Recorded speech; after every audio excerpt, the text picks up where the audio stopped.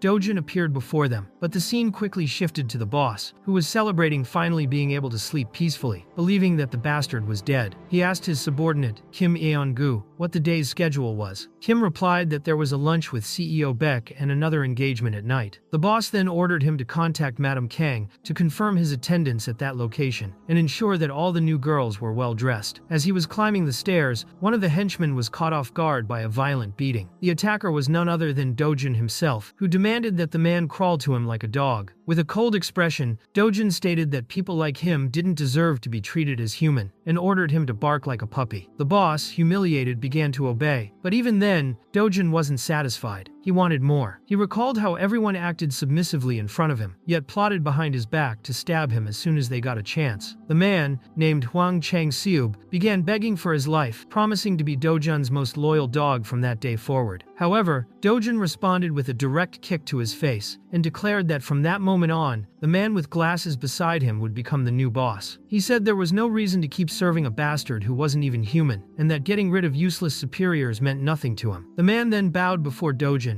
and warned that if he were to take over as the new boss, it would raise suspicion among the other members of the organization, since they had a very wide network. He begged Dojan to spare the current boss's life just this once. With an irritated expression, Dojan questioned why they were being so persistent. He said he could very well throw them all into a barrel and dump them in the sea, or crush them at a scrapyard, since that was his specialty. If they refused, he'd simply throw them into a gate to be devoured by monsters. Even so, Chang-seub kept begging. After thinking for a moment, Dojan extended his hand and said it was fine. The man, relieved, apologized and promised to serve him like an older brother. But with no mercy at all, Dojan completely burned his hand, charring it entirely, and warned that this would be his last chance. Before leaving, Dojan made it clear that from now on, if even a single scratch appeared on any member of his family, everyone there would be eliminated. He told them to take responsibility for protecting them 24 hours a day. The scene changed again. Officially, Dojan's existence had vanished along with the gate. Everyone believed he was dead, and if they discovered he was still alive, many problems would arise. Even so, Dojan believed Chang-seub would find a new base for him, and for now, he needed to stay hidden. Meanwhile, Dojan looked visibly excited, as his plans were finally beginning to take shape. Dojan told the little girl that she could now go to kindergarten, and that next year, she would need to start attending school like the other children her age. However, that news made Yoon-young visibly sad, which surprised him. Not understanding why, he asked her why she didn't like kindergarten. Her answer was sincere. The other kids mocked her, saying she had no mother or father. Hearing that, Dojan fell silent for a moment. Then, making a quick decision, he said she didn't need to go to kindergarten anymore, and could simply start school next year. The little girl was overjoyed by that. As he watched her smile, Dojan thought he might send her to a private school where no one would dare to bother her. The scene shifted. Dojan was questioning why his grandmother and a small child were staying in a motel. Manager Kim explained that the motel was actually a building constructed by their company and, in terms of safety, it was the best possible place. Convinced by the explanation, Dojan accepted the offer. When he entered the room, he was warmly welcomed by both of them, who said they were relieved that he had returned alive. As he thought about everything that had happened, Yoon-young asked if he was a hero. He returned the question, asking if she would like him to be. But the girl said no. She explained that heroes fought scary monsters and sometimes ended up dying. She and her grandmother preferred that he stay by their side for a long time. With that, Dojan reflected on his cruel past. He had been the only human to survive until the end during the fight against monsters. Many precious things were lost back then, but now something equally precious had appeared right beside him. In that place, maybe he could live in peace, protecting the small happiness he had found. Meanwhile, at the headquarters of the Korean Hero Association, a man asked if it was really impossible to get any information about what had happened. That man was Tai Wang, founder of the association and also director of the World Hero Federation. The woman he was speaking with replied that, so far, they hadn't understood anything. Tai Wang concluded that, if that was the case, the gate had disappeared on its own and maybe a new one could appear anywhere else. The woman agreed, saying that was a dangerous variable, and that, in fact, it would have been better if a wave had occurred. But Tai Wang warned her that the safety of the citizens was the top priority. It was revealed that Tai Wang was one of the 100 most respected heroes in the world. If he wanted, he could be elected president with the highest number of votes in history, easily defeating any national conglomerate. However, his only interest was public safety and preparation against new gates. The woman informed him that the owner of the house had agreed to sell it. Tai Wang asked them to offer a generous amount of money as comfort for the loss of a family member. She then commented that gates like that one had appeared simultaneously in other countries, which was unusual. She asked if the United States and China had already entered the control phase, but Tai Wang replied that the biggest problem was in the United Kingdom, since the trustworthy heroes had been sent to other gates. That's when he received an urgent notification and couldn't believe what he saw. A gate wave had just occurred in the United Kingdom. Meanwhile, Dojan returned to the store, where he had previously sold magic stones. The seller was startled when he recognized him as the one responsible for the earlier incident. The section chief asked if he had obtained the stones by force. Dojan ignored the comment and said he had brought many magic stones to sell, expecting someone higher up to show up and deal with him. However, the man rejected the deal and asked Dojan to leave immediately, claiming that the 1% commission represented a major loss and that they wouldn't do business with him again. But Dojan smiled, saying they would deeply regret that decision. The man explained that even the gate center worked with a 5% commission and that he had no interest in explaining anything to Dojan. He just asked him to grab his bag and leave. The moment Dojan revealed the magic stones he possessed, everyone in the shop was completely shocked. They recognized that these were hero-grade magic stones. No one could understand how that man had obtained such a treasure. It was then explained what these hero magic stones were. Once, a famous Mexican drug dealer named Cacerion, while dismantling a magic stone to manufacture drugs, ended up activating its hidden power. He awakened as a hero, and since then, these stones became highly valuable. Known as hero magic stones, they were rare items used to awaken new abilities or enhance mana. They also served as a rare energy source and were incredibly valuable commodities. Dojan calmly said that if they didn't want him there, he would simply leave. However, the man, desperate, asked him to sit for a bit longer. After some time, the manager approached and said that a 0.5% commission was a bit excessive. Dojan replied that if he wasn't interested, he simply shouldn't make the deal. The man tried to justify himself, saying it wasn't like that, and asked why Dojan had proposed that percentage. He said it made him feel bad, and in the end, he bowed, admitting he had been careless and apologized. But Dojan,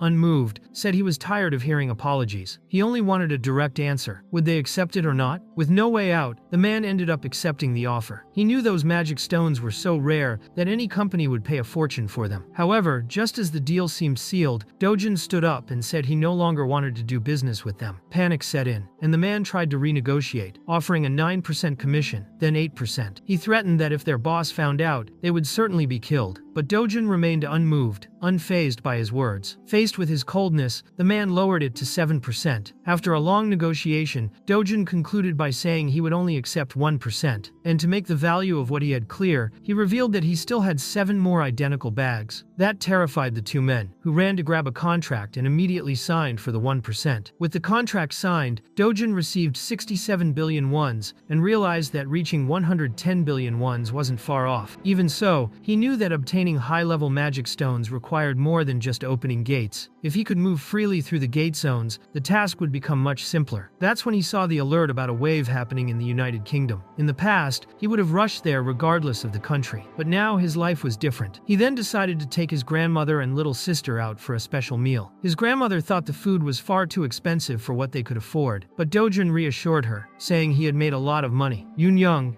excited, ate happily. He ordered 4 more portions for each of them. His grandmother worried about how they would eat it all, but he insisted they enjoy themselves and eat as much as possible that day. Encouraged, she tasted the meat and was amazed by the flavor. While the family was eating, Juyeon appeared and asked to speak with Dojan. Annoyed by the interruption, he asked if she was blind for not noticing that he was with his family, and said that if she wanted to talk, she should wait until they were done eating. Surprised by his boldness, the woman introduced herself as Juyeon, but he didn't even care about her name. Even so, she waited in the lounge area, which caught the attention of everyone around. After all, she was so famous that she deserved to be in the top 10 most attractive heroes in the world. While waiting, Juyeon remembered that 2 months earlier, Dojan had entered a gate and come out alive, something unheard of. She suspected he had awakened inside that gate. However, he was also known to have died in the rift that appeared in Mappo. How could he be standing there, alive? Just one look from him was enough to make her nervous. She wondered if someone who had awakened less than 2 months ago could really be a rank S. She compared him to the oil magnate Kampor, who took 5 years to reach that level. It didn't make sense. If Dojan wasn't a rank S, then he must have some other kind of special ability. After the meal, a man approached. He was Cheol-woo, and he mocked Dojan, asking how he had crawled out of that gate. He said he knew Dojan was a bug but didn't expect him to be a cockroach. Dojan completely ignored him and asked if the woman had business with him. He said he would listen to what she had to say, but asked her to take care of his family, pay for the taxi, and escort them home. He, on the other hand, had a debt to collect. Despite everything, Juyeon followed his instructions. Meanwhile, Dojan and Cheol-woo prepared to fight in the middle of the restaurant. The waitress tried to intervene, saying they couldn't fight inside, but she was suddenly struck by Cheol-woo's punch and fell to the floor. The moment he turned to attack, Dojan responded with a direct, powerful punch to his face. Dojan said that the man had taken him into the gate intending for him to die, and that now they had a lot to talk about. Furious, Cheol-woo called him a bastard and said that even his father had abandoned him. He claimed it was Dojan's own stepmother who had asked for his death. Upon hearing this, Dojan pulled out his phone and asked him to repeat it, as he was recording. Cheol-woo laughed and said he'd repeat it just once. He called Dojan's mother a whore. Even so, Dojan remained calm. He stopped Cheol-woo's punch with just one hand and then easily threw him far away. Dojan's strength left, Cheol-woo completely stunned. Meanwhile, the restaurant waitress cried desperately and called the police. But Juyeon asked her to stop,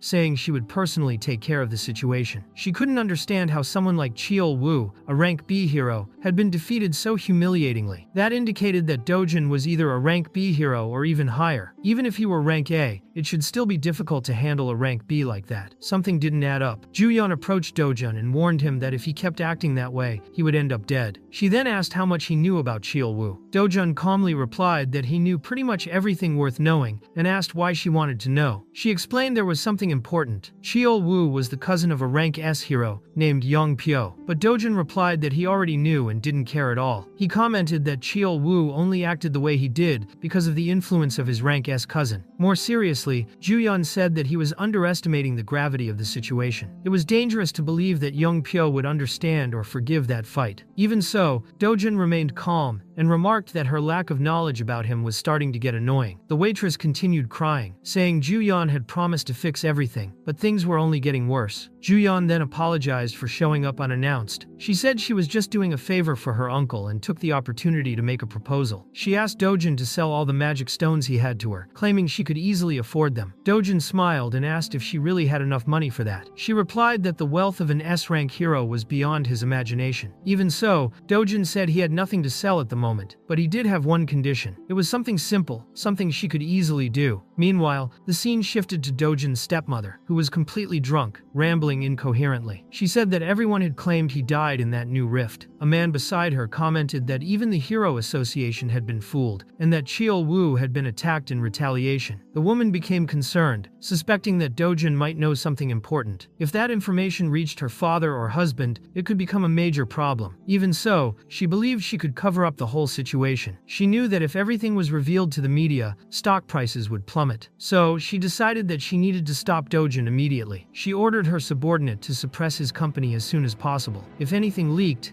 everything would be lost. She also demanded top priority in silencing the police. Manager Lee responded that both the police and the media had already been silenced. He then informed her that Cheol Wu's cousin, was actually Young Pyo himself. He explained that Cheol Wu was widely known as human trash, even among the heroes. Many believed Young Pyo cared about his cousin, but in truth, it was Cheol Wu who did the dirty work for him. If both the media and the police began influencing public opinion negatively, that would also damage Young Pyo's image, and there were signs that both of them had been acting from the shadows. Faced with this, the stepmother asked them to schedule a meeting with them as soon as possible. She wanted to know if Huang Changsob had betrayed them, and manager Lee confirmed it. He said they were helping protect Dojan's family. The woman then demanded they contact Prosecutor Park immediately. If they truly intended to abandon her, they would have to pay dearly for it. The scene shifted again. It was revealed that there were a total of 37 rift zones in South Korea. Among them, 5 were turning into gates, while the rest could only be accessed by heroes from the association. Dojan had entered one of those zones, using Ju Yun's identity, thinking it was just a simple access point. Even knowing Dojan's reputation, the authorities were strictly checking all identities. That was when the leader of the Korean Hero Guild appeared. His name was Jong In-ju, an S-rank hero. He remarked that it was rare to see Ju Yun around, and she replied that she was just bored. Upon hearing that, Ju Yun recalled her conversation with Dojan, when he promised to sell all the magic stones at market price if she allowed him access to the virtual rift zone. However, she knew that wasn't the only reason. There was something else behind Dojan's decision, something she didn't fully understand yet. Even if it wasn't a direct request from her uncle, Ju Yun knew she needed those hero magic stones, so she would do it for him. In-ju, the girl accompanying her, stayed close. Embarrassed, Ju Yun explained that he was just someone she knew, but In-ju remarked that he was probably her boyfriend candidate. She quickly denied it, saying she was only returning a favor. However, before the conversation could continue, a monster appeared and attacked the group. Ju Yun immediately told everyone to get into battle positions, but before she could finish the command, Dojan had already leapt toward the creature. With a single strike, he defeated the giant monster, leaving everyone in shock at the strength he had displayed. Even after the attack, Dojan noticed the monster was still moving, so he stomped its skull, ending the fight completely. Ju Yun, shocked, asked who that man was, but In-ju simply replied that he was someone strong. Sung-ho couldn't believe that simple explanation, saying that only a handful of heroes in the world could do something like that. Ju Yun replied that even her sister could do it, trying to hide her astonishment, but In-ju remained impressed. He didn't believe someone had destroyed a monster of that size with a single blow. Even Ju Yun herself still wondered what that man's true identity was. Faced with the scene, she announced that plans had changed, and that she would visit the zone's core for a while. Meanwhile, Dojan was already ahead, extracting the magic stone from the creature's body, saying he wouldn't share it with anyone who hadn't helped. Ju Yun, observing how easily he moved in that environment, asked if he was planning to go even further. That seemed to make him more excited. She said she knew the area's geography well and would lead the way. She told him that if he didn't want to get lost, he'd better follow her. So, the two began running. A man asked if they shouldn't follow them, but In-ju responded by asking if he could keep up with that pace. The man, resigned, admitted he couldn't, so they decided to stay where they were and continue hunting normally. In-ju kept staring at the monster. Dojan had defeated and commented that, in light of that, A-rank heroes didn't seem impressive. He believed that man might be an S-rank too. While they ran, Ju Yun was surprised to notice that Dojan was keeping up with her easily. He even asked if they could go faster. That startled her, since she was known as one of the 2 fastest people in Korea. Dojan teased her, saying she was slower than he had imagined. When they arrived, Dojan wanted to know what was at that location. Ju Yun explained that it was the zone's boss monster, known as Cacerion, a monstrous beast 20 meters long that resembled a wyvern. She asked him not to try fighting it, saying it would take at least 3 SS-rank heroes to defeat it. But Dojan asked if defeating the creature would yield a high-grade magic stone. She confirmed and wanted to know if he was seriously thinking about facing the monster. But Dojan didn't even wait for the answer. He was already running toward the enemy. Ju Yun chased after him, and when she caught up, witnessed something unbelievable. Cacerion, known for being nearly invincible, had been defeated in seconds. She couldn't believe it. That creature was so powerful that the first hero to defeat it was Park Hae-yeol, a famous S-rank known for hunting Cacerion. Even then, in his first attempt, he needed 30 A-rank heroes, all of whom died to the creature. Park Hae-yeol barely survived. He later gathered 1 S-rank and 200 A-rank heroes for a second attempt. Only after a long and brutal battle did they manage to defeat a single Cacerion. Even so, most of them died, and from that day on, Park Hae-yeol's guild never recovered its influence, even after more than 40 years. Dojan looked at Juyeon and said that she had no right to that magic stone, since she hadn't contributed at all. Even after seeing everything with her own eyes, she still couldn't believe it. The infamous Cacerion had been defeated with a single blow. Dojan then stated that from that point on, he would continue alone. He said he no longer needed a guide. Juyeon asked if he wasn't going to take the Cacerion's byproducts, explaining that besides the magic stones, there were valuable materials with academic importance. But Dojan replied that he wouldn't profit much from that and didn't care. He said it was more efficient to hunt other monsters to get magic stones. If she wanted, she could keep the byproducts for herself. Later, the adventurers who had accompanied the group were impressed to see Dojan returning the large backpack he had borrowed. It was filled with magic stones. Upon analyzing the contents, they realized it would normally take 3 days of intense hunting to gather that amount. Everyone began to wonder who he really was. Inju believed it wasn't just about speed or the number of items. After all, that man had defeated a Cacerion alone, without armor or special equipment. With that feat alone, Dojan could already be considered the strongest hero in the world. And soon after, he appeared with another backpack full of items. The other adventurers commented among themselves that even if they told everything that happened that day, no one would believe it. While Juyeon was talking to Dojan, the heroes watched from afar and wondered if they were flirting. Some even thought they made a good pair, since both were good-looking and incredibly strong. But Seungho thought it was strange to call that flirting, as Dojan treated Juyeon very rudely. To him, it was surprising that someone dared to act like that with her. What really made them indignant was seeing Dojan turn his back and walk away without saying a word. Inju wondered why he had left the backpacks behind, and Juyeon commented that if everyone found out he killed a Cacerion alone, he would become extremely famous. However, Dojan replied that he found fame very annoying and asked her to handle it on her own. Faced with that, Juyeon, blushing and clearly shaken, kept wondering what kind of man he was. The scene shifted to Park Hae-yeol, who was in intense training. A man beside him asked him to calm down, since he was destroying everything inside the guild. He said that the more he endured that difficult period, the more his reputation would grow. Hae-yeol admitted the man was right and said that way, he would get proper revenge. The other added that when the time came, everyone would kneel before the guild leader, and he would be known as the hero who defeated a Cacerion with the fewest people in the world. With that, his name would go down in history. Perhaps the Hero Association itself would grant him the exclusive hunting rights to the Cacerion. Hae-yeol said no one in the world knew that creature better than he did. He still remembered that 3 years ago, his guild had drastically shrunk, but even so, he remained the only one capable of facing that winged monster. The scene then moved to Yongpyo's past with Dojan. During a mission, Dojan had been betrayed by his own cousin, Cheol-woo, who tried to trap him inside a gate to get rid of him. However, instead of dying, Dojan awakened. His client was Hong Hee-ju, administrative director of the T Group and also the second daughter of the W Group. Yongpyo couldn't understand why such a powerful and wealthy woman cared so much about Dojan, an illegitimate son of the T Group, brought into the family only at the age of 7. Hong Hee-ju, in turn, had been expelled from her home after giving birth to her son 6 years ago. Yongpyo asked how much Cheol-woo had earned from that mission and heard it was 3 billion won. To him, that was too little considering Cheol-woo had come out completely incapacitated. The butler explained that his body was badly burned, he was blind, and on the verge of death. Furthermore, there were rumors that Juyeon had helped Dojan. Yongpyo was intrigued, wanting to understand why she had done that and what the relationship between the two was. The subordinate mentioned that thanks to Yeon's testimony, the incident had been covered up, but Yongpyo ordered them to immediately find out what their relationship was and what deal they had made. After that, he stated that he was the only one capable of killing the winged monster. He believed that Hong Hee-ju would soon come looking for him, and as a woman from a conglomerate, she would surely have a lot of money. The scene shifted again to Dojan, who was reflecting while walking. For him, hunting in rift zones was much more efficient than dealing with gates. The problem was that he needed Yeon's help to access that kind of zone, but he didn't want to become famous. So, he was thinking of another way to enter without drawing attention. For now, he decided to rest at the new house that Hwang Changseob had arranged for him. Before entering, he noticed several unknown pairs of shoes at the door. Upon opening the house, he realized that several people were waiting for him. His sister ran up to him, asking who those men were. It was then revealed that among them was prosecutor Park Cheol-young, who asked if Dojan knew Hwang Changseob. He explained that Changseob was being accused of being part of the leadership of HCS in the capital, and of being involved in illegal high-interest loans. Therefore, an immediate arrest was ordered. The scene cut to Dojan sitting in a chair, already in custody. Park Cheol-young was on the phone, saying that Dojan was just as obedient as Changseob. He thanked the caller for arranging his daughter's studies abroad, and stated that he became a prosecutor to remove trash like them from from society. While reading Dojan's documents, he commented that the crimes committed by him added up to at least 10 years in prison. And with the data provided by Changziob, he already had more than enough evidence to secure a conviction. Dojan remained silent, just watching the man in front of him. After a while, he questioned whether Hong Hee-ju had really made the right decision, but the prosecutor, confused, didn't even know who that was. From the atmosphere in the place, Dojan assumed that Changxiob's team had probably been eliminated. Meanwhile, the man in front of him demanded to know if Dojan thought a South Korean prosecutor was some kind of joke, claiming that his life was over. However, upon facing Dojan's threatening gaze, the prosecutor quickly backed away. At that moment, another man appeared and asked the prosecutor to step outside for a moment. Outside, the prosecutor looked at Dojan's test result and, confused, asked if the device was broken. The other man replied it wasn't. The hero measurement device showed a result incompatible with the information they had, which seemed impossible. The man suggested that maybe the information about his awakening was incorrect, but the prosecutor insisted that everything had been investigated by the T group, so there couldn't be a mistake. If Hong Hee-ju really was involved, then who exactly was that mysterious man? Meanwhile, Dojan was thinking about why South Korean prosecutors were called dogs. For a moment, he considered destroying everything around him and escaping with only his grandmother and Yoon Young to another place. However, before he could take any action, Ju-yeon appeared and approached him, asking what he was doing there. Dojan replied that he didn't even know himself, but Ju-yeon,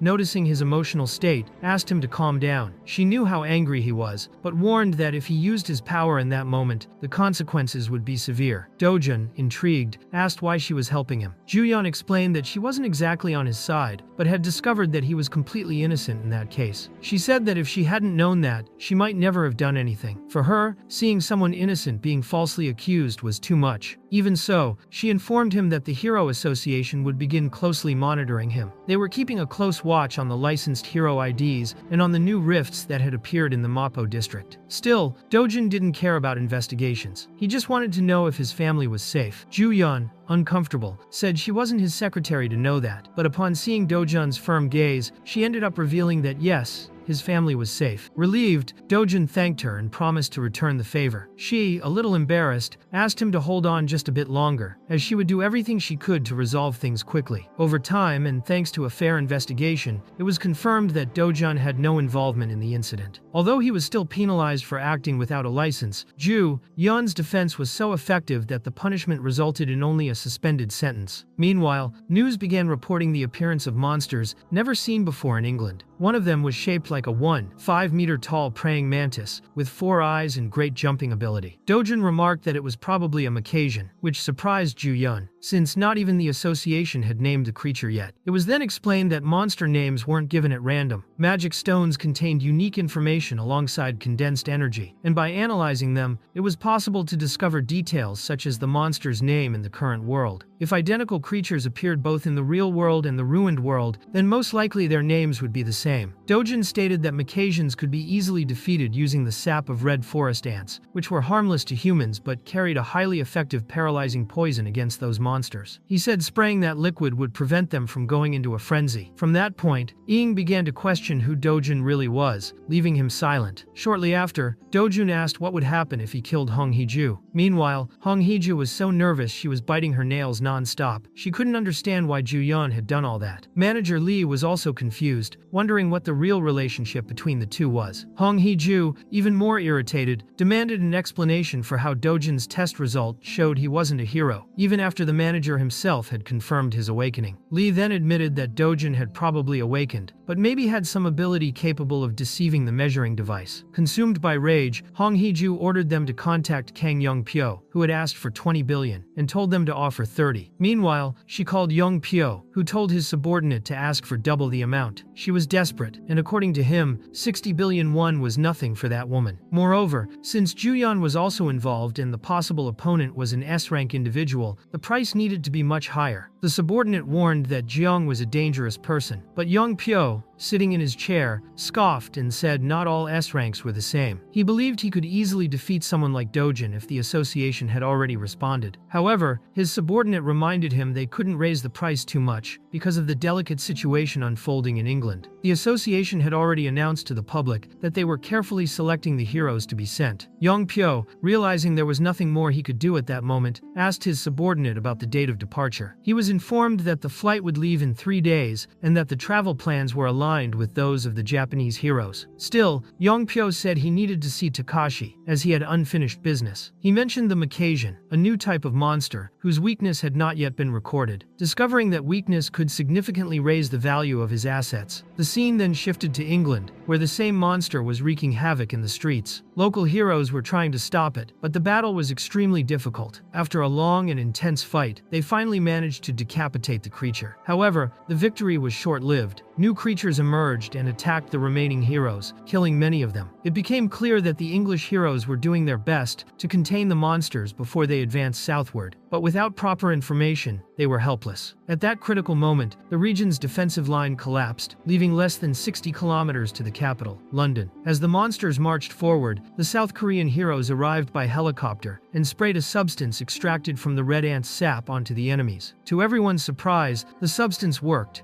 defeating the monsters. Juyeon was extremely surprised to see that it had actually worked. Then, all the heroes descended to finish off the remaining monsters once and for all. The scene changed again to a press conference, where several reporters praised Juyeon's performance. One of the men present stated that she had saved England from total collapse. When she appeared, everyone tried to take photos, and the public's reaction visibly surprised Juyeon. The overall feeling was one of gratitude, as the South Korean heroes had saved the country from ruin, and everyone was very proud of what had been done. From afar, Dojan watched everything unfold on a large screen. Later, Juyeon brought him several gifts as a way of thanking him. When Dojan opened the packages, he realized the clothes he had received were extremely expensive. She explained that it was a fair trade for the help he had given her. Almost comically, she was practically becoming his sugar mommy. She even said that, compared to the help she received, those gifts were small, and added that if Dojan needed a car, she could buy one. Even knowing he wouldn't reveal how he discovered the monster's weakness, she asked about his future plans. She didn't expect to hear anything about world peace from that man, and suspected that if he was truly trying to eliminate certain targets, the consequences would be much greater than she imagined. But it was at that moment that Dojan replied that, before anything else, he intended to buy a house for them. The scene then shifted to a man in a house full of women. He was reflecting on how much Juyeon had changed. She already knew the monster's weakness, but hadn't told anyone how she had discovered it. During the flight, he asked how Dojan had gotten out of prison, and she replied that Cheol-woo was the one who had started that fight. Besides, the man's attempt to kill Dojan through the rift had also failed. Even though both had fought that day, it was Cheol-woo who initiated the conflict. Yongpyo, however, said that Cheol-woo deserved it, but he was still his cousin, and for that reason, he had the right to take revenge by defeating Dojan. Still, Juyeon simply lay down, saying he could do whatever he wanted, as she had no intention of interfering. Deep down, Yongpyo felt that there was something very strange about Dojan. Once again, the scene shifted to England. It was one of the regions devastated by the monster wave. The British Hero Association was trying to collect as many magic stones as possible before the arrival of the second wave, as well as positioning a large number of heroes near the rift. One of the men commented that if they had the essence of the red flower ant, even D-rank heroes could defeat the monsters. Another added that if they had managed to stop the wave earlier, the place would have become an excellent source of magic stones. They also knew that a rift that had experienced a monster wave could no longer be used as a gate. Rumors said different monsters would appear in the second wave, and many countries had already been destroyed because of it. It was then they noticed something strange. It looked like someone was coming out of the rift, although only 5 hours had passed since the group had entered. Suddenly, a man emerged from the rift. He was extremely strange, with a face covered in scars. The mystery only deepened. The men immediately realized that the one coming out of the rift was not a hero. When they tried to alert headquarters, they were brutally levitated by the power of the mysterious man. One of them even tried to attack him with some knives, but it was useless. Using magic, the stranger easily suffocated the heroes. He then commented that 10 years had already passed, but he still hadn't reached even 20% of his full power. He began to wonder if he had failed in his mission to create a dimensional crack. But first, he needed to increase the density of his mana. With a devastating attack, he completely exploded the bodies of the fallen men, and declared that before advancing, he had to exterminate the weaklings still lingering there. The scene shifted to Paju, in South Korea. Dojan was surrounded by several underground monsters. By analyzing the holes around him, he estimated that about 26 creatures were hidden within a 100-meter radius. With that, he decided to test how long they could survive his attacks. Casting fire magic directly into the holes, he caused a massive explosion explosion that wiped out all the monsters at once. Meanwhile, Taiwan was talking with the deputy chief and the vice president of the Hero Association. The deputy chief confirmed that Dojan was indeed a hero, but said he was very difficult to deal with. Taiwan pointed out that Dojan couldn't be measured by conventional hero evaluation devices, and the deputy chief admitted there was still no explanation for that. The vice president, on the other hand, criticized Dojan's behavior, saying he was arrogant and that if the Hero Association asked something, he would have to answer with transparency. The deputy chief explained that it all started with a malicious plan by Kang Shu, during which Dojan awakened his powers inside a gate, where he nearly died. After that, he retaliated against Chiol Wu and managed to handle a new special rift map on his own. Although his actions were seen as excessive, no one could deny that Dojan's power was overwhelming. Taiwan acknowledged that he was a complicated person, but that only proved how talented he was. It was said that Dojan had applied for an official hero license, requesting to skip standard procedures because he had a sponsor. The name mentioned was a rank S hero named John, which shocked everyone present. Then, Dojan appeared already, holding his hero ID, officially recognized as South Korea's 8th rank S hero. He stated that with this, he could now hunt freely in the Rift Zone. Back at headquarters, Taiwan commented that Dojan was truly impressive, as he went straight to the Paju Rift as soon as he received his registration card. His productivity was also extraordinary. The vice president, however, argued that he had entered a level 2 rift alone, which was completely insane. The other two stared at him, and he went silent for a moment. Soon after, he said that if Dojan survived, his identity should be revealed and widely promoted, as he was a rare and powerful hero. The deputy chief noted that maybe Dojan didn't want that kind of attention. However, the vice president argued that announcing a new rank S hero during such unstable times would bring peace of mind to the public. Finally, Taiwan stood up, saying he understood both sides, but that he would make the decision to meet him personally. Meanwhile, Dojan had already killed several monsters in that rift, and was thinking that mana consumption was higher than expected. He concluded that he urgently needed a weapon. The scene shifted to the hero complex in Gasan, where Dojan handed his backpack to a man, saying he wanted to forge a weapon with that material. The man refused to help, saying there were no available reservations. Dojan, irritated, replied that the man hadn't even answered the phone, and was already saying there were no slots. He asked if the man was really the one who answered the call, and the man explained that he had already said the place was full. Without patience, Dojan grabbed the man by the collar and asked if he was the owner of the place. Frightened, the man revealed that he was only the son of the owner. Dojan then demanded that he call his father immediately, saying he had come there by recommendation and believed it was a trustworthy place. After some time, an older man appeared. His name was Chiol Guan, a master craftsman, and he asked who had recommended the shop to Dojan. When he mentioned it was Juyun, everyone was impressed. Dojan then pulled some items from his backpack, revealing a rare fang from a giant black viper. The craftsman was amazed, as it had been many years since he had seen anything like that. Dojan requested a reasonably good sword to be made from the material. The craftsman asked if he wanted a long sword, but Dojan explained that stretching a non-metallic material like that too much would compromise its durability. With that, the craftsman suggested making 2 medium swords, but Dojan requested the fangs be connected into a single sword, and that its mana absorption capacity be maximized. The craftsman's son protested, saying his father was being underestimated, since his weapons already had grade 3 mana absorption. However, Dojan picked up one of the swords to test. He said it felt like something made by a 5th grader. When he infused it with his mana, the sword broke immediately. He declared that if they were going to make junk like that, it was better to just give up now. The scene returned to the rift, where Dojan continued exterminating monsters. Then, he came face to face with a gigantic creature. With a powerful fire magic attack, Dojan was able to easily incinerate the monster before him. Despite the victory, he acknowledged that maintaining a sword made of mana for long was a difficult task, requiring a lot of control and energy. However, that same difficulty had led to a surprising achievement. He had killed a giant cyclops. After the battle, Dojan collected the cyclops' blood and brought it to the blacksmith shop. There, he handed it to the apprentice boy, asking him to give the material to his father, the master blacksmith, to be fused with the sword. Without saying anything more, he turned around and walked away, confident that he had already gathered all the basic materials he needed. His goal was clear: to increase the mana absorption of his main weapon. Even with these advances, he knew he was still missing one essential item: something very specific that could only be found in one place. Thinking about that, he called Inju and mentioned Brazil. This left Inju extremely surprised. She, in turn, shared the situation with Juyeon, explaining that the association had decided to send heroes to Brazil. Inju confirmed the decision was real. According to her, both the Brazilian government and the association had given up on controlling the situation and planned to completely shut down the rift zone on a large scale. She also mentioned that the monsters in that region were especially violent, but in contrast, the magic stones they left behind were extremely valuable on the market. Still, Brazil wasn't the only violent place, and everyone knew that. Despite the risks, the payment offered by the association was high enough to convince their guild to join the mission. With that, Inju asked Juyeon to call that mysterious man. She believed he might be the rumored 8th rank S hero everyone was speculating about. It was almost certain it was him, since he had been by her side at key moments. Inju even remarked that it was no surprise, since they were a couple, and it had been very cute seeing them hugging alone. But Juyeon replied that things hadn't been like that at all. Meanwhile, the master blacksmith was reflecting on what had happened. He wondered how Dojan had known to use Cyclops blood, as fusing non-metal materials was extremely rare and delicate. Even so, the combination had worked and would help in forging the sword, which, by his calculations, would reach about 180 centimeters in length. Dojan had asked for the sword to be made in the form of a two-handed weapon, but with an adjustable grip so he could also use it with just one hand. He specified that the ideal weight would be about 5 kilograms. The blacksmith found the request a bit strange, especially given the sudden formal tone Dojan used. That indicated the weapon was extremely important to him. The craftsman even questioned whether 5 kilograms wasn't too heavy to wield with one hand, but Dojan asked him not to worry about it and just say how long it would take. The answer was that the forging would take at least a month, and that the sword's mana absorption rate could reach grade 7. Dojan wondered if the weapon would truly be able to withstand his power. In the end, he simply asked the craftsman to forge the basic structure of the sword as planned, and then left. The blacksmith was curious whether Dojan would bring another rare material to improve the weapon even further, because even in its current form, it would already be considered perfect. A few days later, Dojan spoke to Juyeon, letting her know he would be using her car. Juyeon, annoyed, asked if he thought she was that insignificant, since he had just asked for something that cost nearly 100 million OM. But Dojan simply smiled, saying it was perfect, which left her embarrassed. She took the opportunity to ask what had happened at the Hero Association. Dojan explained that they were going to reveal his identity, but he had demanded payment in return. Since negotiations failed, the association refused. Juyeon remarked that he simply couldn't get along with anyone, and asked him to at least consider her position as his sponsor. But he simply shut the door in her face. Inside the car, Juyeon commented that the association was probably overwhelmed, as they were sending people to the Rift Zone in Brazil. She said that once things calmed down, he would definitely have another chance to speak with the president of the association. Dojan then asked if she was really talking about Brazil, and she confirmed it. She said they were truly going to shut down that part of the rift entirely. At that moment, Dojan leaned closer and asked if she was going too. When she confirmed, he responded that in that case, they would go together. That unexpected gesture left her even more embarrassed. Meanwhile, Yongpyo was negotiating with Heju, who was outraged at the absurd amount he was demanding. For her, it was beyond unreasonable. But Yongpyo insisted that it wasn't the time to be frugal with him. She countered, reminding him that he had already received 30 billion wons as an advance and was now starting to push things too far. Realizing she might have made a mistake by hiring him, Heju thought it would have been better to choose another professional. Even so, Yongpyo got straight to the point, saying that no one would accept her crazy request and that, out there were indeed people who would kill without hesitation if the price was right. According to him, her intelligence network was pathetic, and he confidently stated that Dojan was a rank S hero, the 8th in South Korea. Heju, however, didn't believe it at all, saying it was just a trick to deceive her. But Yongpyo guaranteed he had paid a hefty price for that information, and if she didn't believe it, then all that was left was to wait until the moment Dojan appeared to kill her. He then turned to leave. However, Heju asked him to wait, saying that if Dojan really was a rank S, she wouldn't be able to handle him alone. So, she agreed to pay more, as long as Yongpyo took responsibility for eliminating him. Smiling, he replied that next time, they'd better act like true business partners. Heju said she didn't care about that, she just wanted the job done. At that moment, he received a message on his phone, saying she was lucky that day because a great opportunity to kill Dojan had just come up. The scene then shifts to a plane heading to Brazil, where several rank S heroes were en route to the mission, including a man named Jang Sungho, who had single-handedly elevated the P group to the top of the business world. world. Beside him was Park Hyal, a hero who, despite his fame, was going mainly for the money. His guild had shrunk drastically, and he planned to use that mission as a break, since his life had been quite turbulent. The reward was so high that even young Pyo boarded the flight to Brazil. On the same plane, Dojan was traveling calmly, eating his ramen, completely relaxed. Soon, they would all land in Brazil. The scene then moves to the city of Sao Paulo. At the headquarters of the Brazilian Hero Association, the leaders were discussing the Korean team's arrival at the airport. It was excellent news, as Korea had been the fastest among all requested countries. They commented that the heroes hadn't even stopped at the accommodations and had already begun acting immediately, much like another country already present on site. Despite that, one of the leaders expressed concern about the possibility of the Korean heroes discovering certain confidential information. Another replied that no secret lasts forever, but that at least until the end of the operation, they should keep the situation under control. Among the most alarming information, it was revealed that the hero known as Moray, considered a national treasure of Brazil, had been defeated and killed by an unknown entity. The most troubling part was that, according to the black box footage, the attacker didn't appear to be a monster, but a person. They then began to question what exactly had happened near the Santarem rift. The scene moves to Ju-yun, who was attending a conference while also speaking with Dojan on the phone. He told her he was heading directly to Santarem, which deeply surprised her, since that was precisely the most critical and problematic rift zone in Brazil. The scene jumps to another part of the event, where a man explained that after 2 days of adaptation, the heroes would be sent to the rift zones in sequence. At the same time, the scene shows Ju-yun getting into a taxi. Young Pyo, upon seeing her, asked where she was going, since the event schedule hadn't even started yet. She replied that she had somewhere to be, and when he pressed further, she revealed she was going to Santarem. As she walked away, Young Pyo thought to himself that this was precisely the place the Brazilian Association had told them not to go. The scene then shifts to the outskirts of the rift zone in Santarem. There, Ju-yun, now next to Dojan, questioned why they were in that location and why he seemed to be in such a rush. But Dojan replied that he had waited for her, and therefore, she was actually the one who was late. Even without fully understanding, Ju-yun insisted that he explain what exactly he was looking for there. Dojan explained that he was searching for the Blue Crocodile, a rare and extremely dangerous creature. As he walked with Ju-yun, some of the heroes following them only watched from a distance, surprised by his demeanor. Many couldn't believe that this man had enough authority to give orders, even to someone like Ju-yun. As the group advanced, the other heroes questioned whether it was really normal to enter such a high-level rift so quickly. However, with Ju-yun among them, they felt somewhat reassured. Everyone knew her abilities well, but they were curious about who the newcomer beside her was. At that moment, one of the heroes, smiling, remarked that not all rookies were the same, and if it really was Dojan, then he was probably a legendary-level rookie. During the walk, Ju-yun asked if Dojan intended to close that rift zone, but he replied that his goal was only to collect materials, so there was no reason to seal the place. However, the calm moment was shattered when one of the heroes was violently struck by a monster. Shortly after, enormous creatures appeared in front of the group. They were much larger and more terrifying than anyone had imagined, even after seeing pictures and reports. The heroes hesitated, warning that it would be extremely dangerous to face them. But Dojan, showing no fear, simply asked them to get out of the way. He remembered the words of the old craftsman, who had warned that tearing out the blue crocodile's heart with his own hands would be an extremely difficult task. That was why the craftsman had lent Dojan his prized sword, forged with several rare materials. Holding that powerful weapon, Dojan advanced without hesitation. In a single move, with a speed almost impossible to follow, he sliced the blue crocodiles into pieces. The attack was so fast and precise that everyone froze, completely stunned by the level of strength he had shown. The scene ended with the heroes in silence, absorbing the impact of what they had just witnessed. To them, it was now clear, that man wasn't just strong, he was something entirely beyond the norm. The scene then changed. The group was camping, and everyone was impressed that Dojan had defeated the blue crocodile with a single strike. They couldn't even count how many monsters he had taken down by himself. One of the members remarked that, although it was supposed to be a secret, Dojan had also defeated the Cacerion in the same way. This visibly shocked another hero, who said that Dojan was clearly not an ordinary hero. Meanwhile, Joyoung asked if he was done with the blue hearts, and Dojan replied that he was.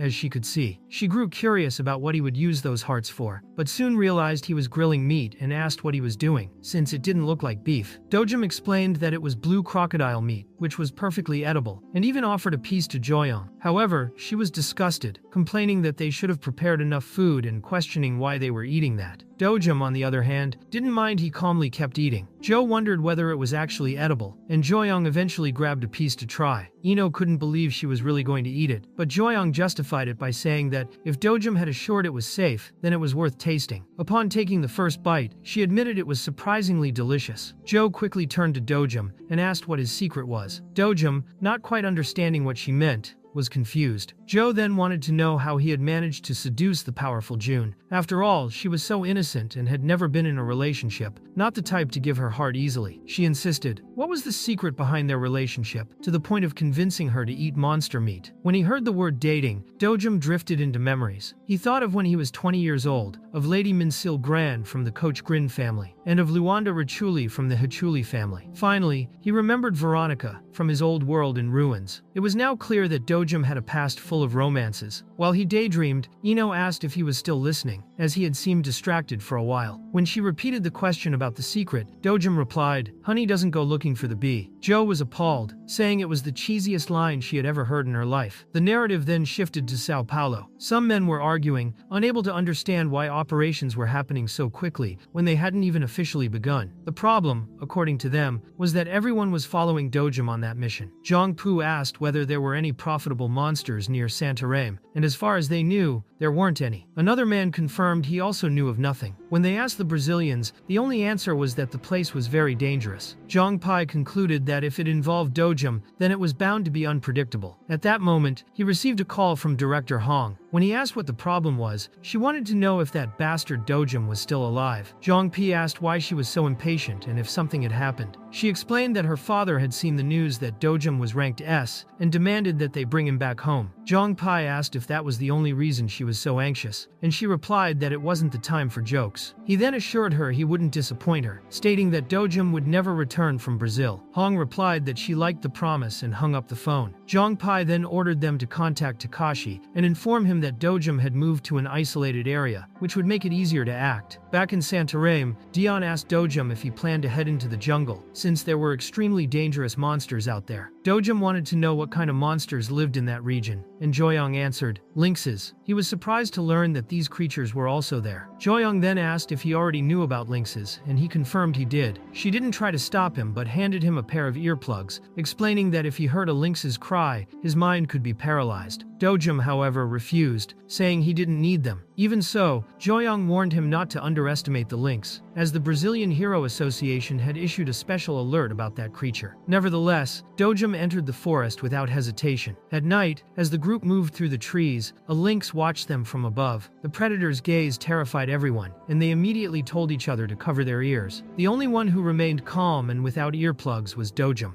If you enjoyed this scene and want to see what comes next, don't forget to like the video, subscribe to the channel, and turn on notifications so you never miss an update. Your support means everything. See you in the next chapter.